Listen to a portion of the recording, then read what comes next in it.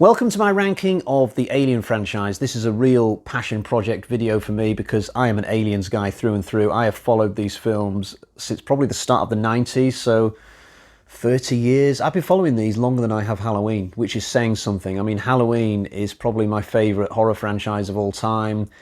If we can class Aliens as horror and not sci-fi, then Aliens would probably be a very, very close second. When I started watching Aliens, there were only two films out, Alien and Aliens. I can remember when Alien 3 came out, I remember going past the cinema and seeing it written on the outside of the cinema and thinking to myself, God, I'd love to go and see that film. I wish I was 18. I bought an Aliens comic in early 1992. It was very good, actually. I don't know if they still make those anymore, possibly not. This was back in the days when kids would just go into a newsagent's and buy comics. I think it's more of a niche thing these days. You've got to sort of get them online somehow. Middle of the 90s, I bought some Alien novels. In fact, I've still got one. It's like an omnibus edition of Earth Hive, Nightmare Asylum, and The Female War. None of these were eventually made into movies, but these are cracking books, really good. And video games as well. I had Alien 3 on the Master System, and much later on, Alien Isolation on the Xbox 360, and then later the PS4. Alien Isolation, for me, my favourite video game of all time. It is absolutely amazing. I've played through it about 3-4 times maybe. It's absolutely astonishingly good.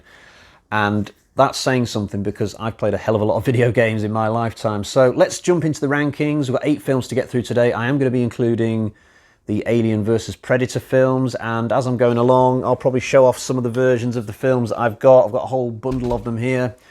So let's dive into it, and we'll start with probably the only one in the whole franchise that gets me critical. Let's see what it is. So yeah, Alien Resurrection is my least favourite in this series. It's also the only one that I don't currently own in any format. I did have a DVD for it a few years ago, but I think I had a bit of a tiz after one particular viewing of the film and thought to myself, never again, this is going in the bin. I sort of regret that now, I guess, but you know what? These films are currently in the process of being re-released on 4K. They've not got around to Resurrection yet. When they do, I think I will buy that and give the film another shot. I've not seen it in a few years.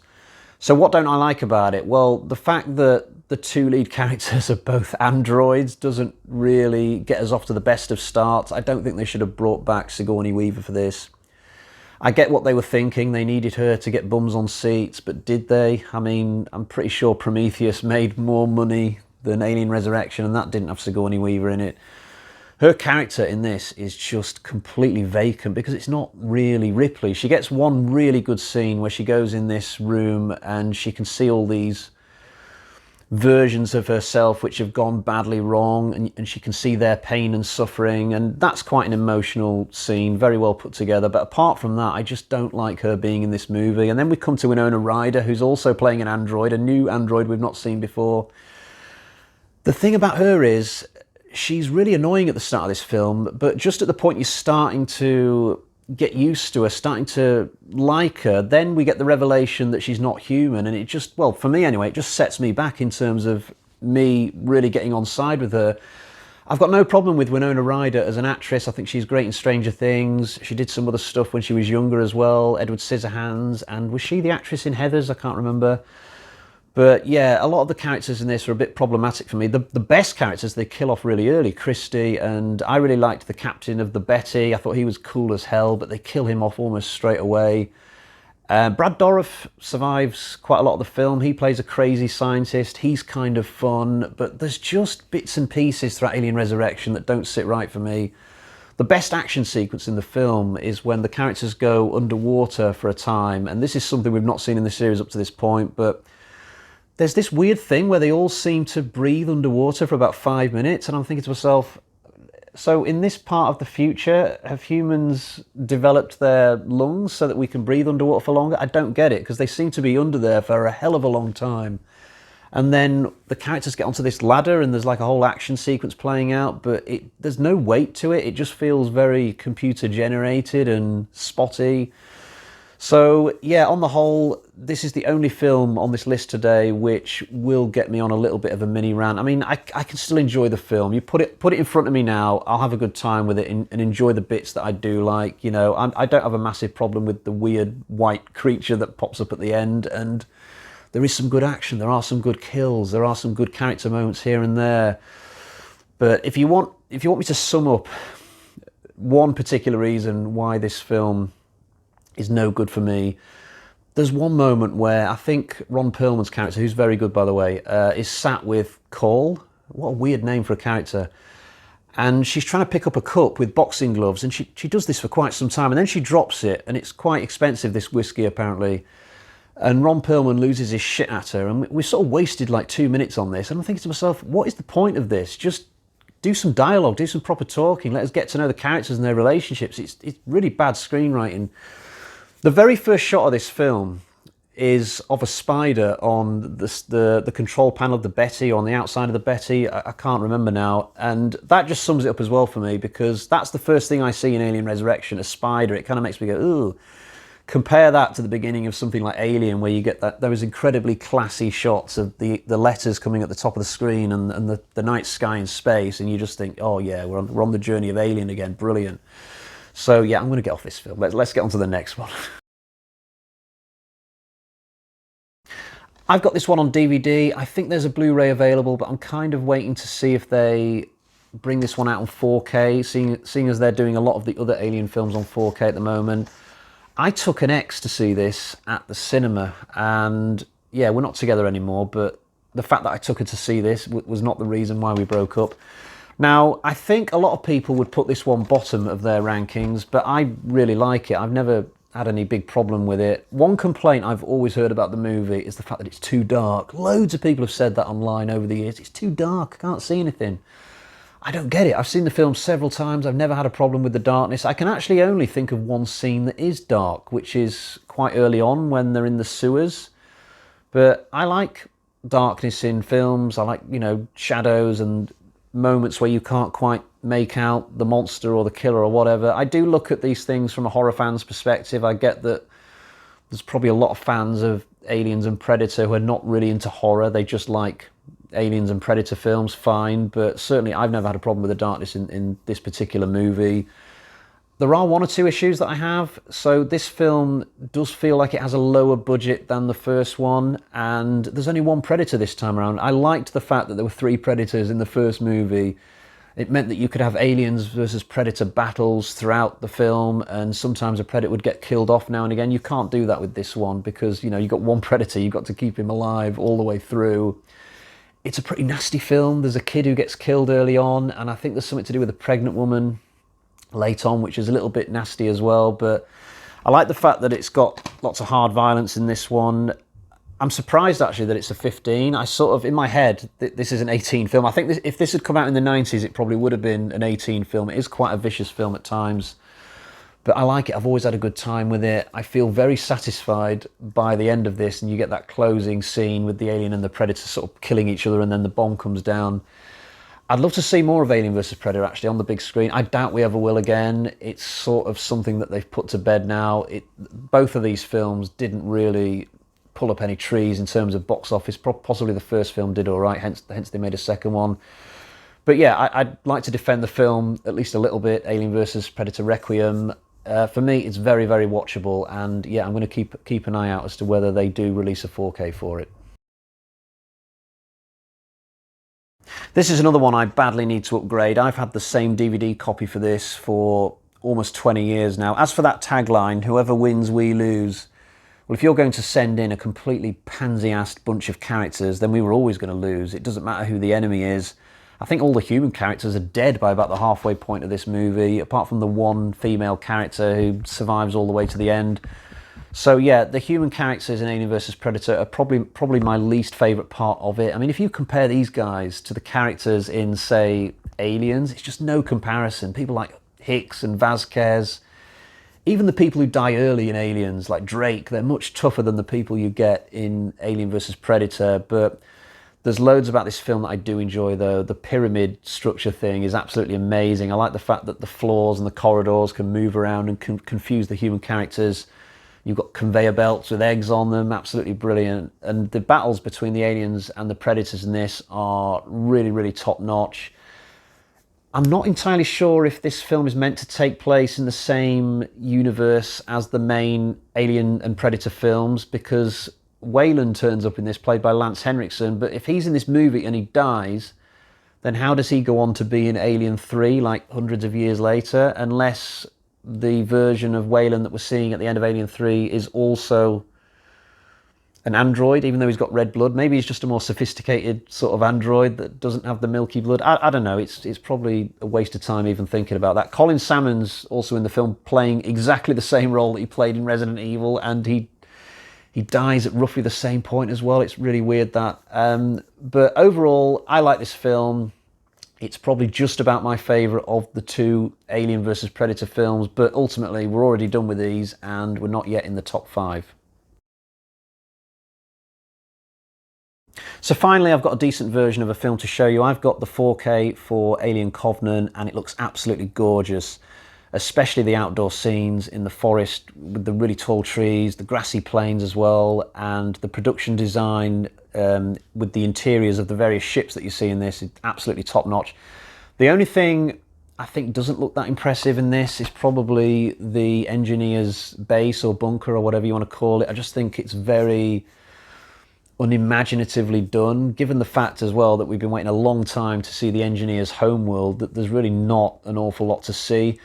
But the film as a whole is very exciting. There's lots of great kills and chases and action and aliens coming out of people's backs and stuff, and the finale on the ship as it tries to fly away is very, very well staged. This was definitely a return to a more traditional sort of alien film after what we got with Prometheus. Did they need to take this approach? I'm not entirely sure, but the people behind these films have never had a lot of bottle when it comes to staying a particular course. You know, there was all sorts of issues with the director on Alien 3. They didn't want to go with what he wanted to do, and it resulted in a lot of problems. And then with Alien Resurrection, they didn't have the courage to do another film without Sigourney Weaver, and that led to what, in my opinion, is a bit of a messy sequel. And then with Alien Covenant, they sort of course corrected themselves after Prometheus, even though Prometheus did very, very well financially.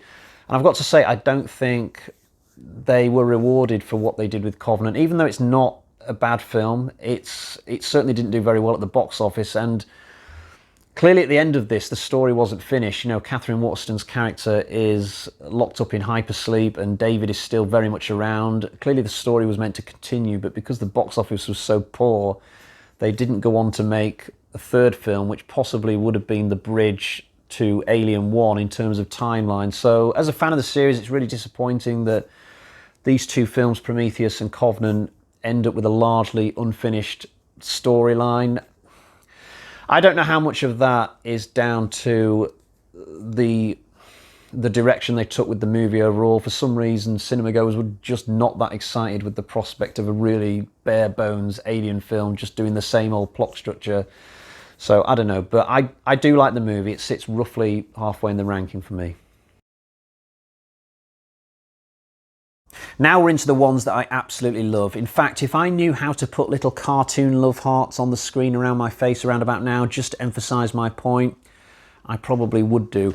I think it's fair to say that Alien 3 has been a much maligned film over the years. It certainly didn't get much respect when it first came out. Even I used to think it was quite average as released theatrically, but then the film underwent a complete transformation in the noughties with the release of this DVD. I mean, not only did this come with an amazing 2-hour documentary which explained in great lengths the difficulty that the filmmakers went through in creating this film, but also you get a director's cut with this which just transforms the whole thing. I mean, it's half an hour longer than the theatrical version. It wraps up certain subplots better. It gives the characters more time to breathe. You just get more time to take in the atmosphere of this impressively designed prison planet. This was very much a character-driven alien film, and the longer cut really does give you a chance to get to know the people in this film a lot better. The whole thing is just much better paced. I do wince sometimes when I hear people say, oh, that Alien 3, that was a bit garbage, wasn't it? I think to myself, well, are you judging it on the old theatrical cut or the director's cut? You know what? Probably on TV, they probably still show the old version. Oh God, I cringe at the thought of that. But yeah, I think this is a really terrific conclusion to Ripley's journey. When she falls in the lava at the end, it's very emotional. Does it bother me that Newt and Hicks are killed off before the film begins? In the case of Newt, no, because the actress was probably close to 20 by the time this film got made, so how would you have brought her back? I don't particularly care about her coming back with a different actress in this. As for Hicks, I guess that is a bit more painful to not have him survive the crash at the beginning of Alien 3, but it's not a big deal. I'm well used to it now. This film has been what it is for 30 years. We have a really great version of it now, and I'm absolutely looking forward to getting the 4K of this. So into the top 3 we go, and I've got to say, this is probably the best use of the 4K format I've ever seen. Granted, I've probably not seen more than about 20 4Ks at the time of doing this video, but this one is absolutely the best. I mean, hands down. The level of detail on the screen is just absolutely phenomenal. It just makes you feel like you're literally there. So by the time of this most recent rewatch, I kind of thought to myself, yeah, I'm just bumping this one above Alien 3 now, when previously I would have said that I preferred Alien 3 to Prometheus. But regardless of what version you watch, I've always felt that this was a good film anyway. It was such a bold move to go back and do a prequel to the original Alien 1. And they've done some interesting things with the story in this, because you spend the longest time thinking that these characters are visiting the actual ship that you see in Alien 1. But then it turns out that it's not the same ship, and the Alien 1 ship is probably one of the other ones on that really long stretch of dirt. You've got to sort of fill in the blanks for yourselves as to what happens between Prometheus and Alien 1. I love the Shaw character, played by Noomi Rapace. I think she's absolutely amazing. The scene where she takes the alien out of herself on the operating table is just stunning. And I like the scene at the end when the engineer gets grappled by the alien. That's really great as well. There's some interesting use of androids in this. Obviously, we've got David's personal journey into becoming a bit of a psychopath, a human-made android psychopath. It's such a fascinating idea. And I really like the Charlize Theron character. It's never confirmed as to whether she's human or android in this, but depending on which side of the fence you fall, there are interesting things to consider. So if she's human, then it's really weird to think that Guy Pearce's character has preferred his android son to his human daughter for most of his life. It's quite tragic to sort of consider that. But if Charlize Theron's character is an android, then consider the ending when she's the one who's most desperate to get off the ship, whereas the human characters are quite happy to sacrifice themselves. I mean, that's some self-preservation right there. She can't wait to get off that ship, but yeah, if she's an android, then that's kind of weird, but also sort of shows humans in a good light, I suppose. But yeah, on the whole, I absolutely love Prometheus. I don't understand why this film is not revered even more. I think it's an absolutely underrated gem of a movie, regardless of whether you like aliens or not. Even if you're just a fan of sci-fi and you're not really into the whole xenomorph thing, this could be a good movie for you. It's absolutely great. So in the runners-up spot, I've gone for Alien, but it's a very close run thing between Alien and Aliens. I mean, I've gone back and forth over the years as to which one of these two films is my favourite.